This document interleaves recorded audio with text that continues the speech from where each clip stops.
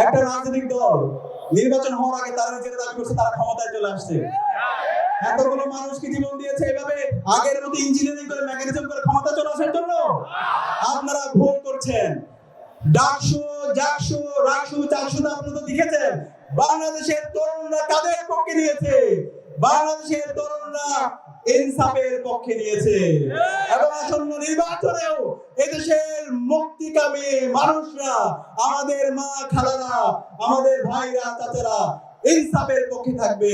ইনশাআল্লাহ ইনসাফের বিজয় হবে।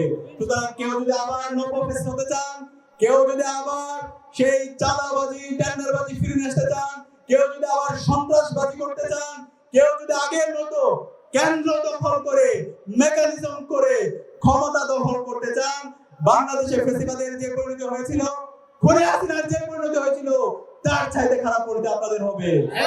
নির্বাচনের দিন কেউ যেন বেশি শক্তি প্রদর্শন করে আমাদের যে গণতান্ত্রিক অধিকার, সে অধিকার যেন কেউ হরণ করতে না পারে, সে জায়গায় আমাদেরকে সতর্ক থাকতে হবে।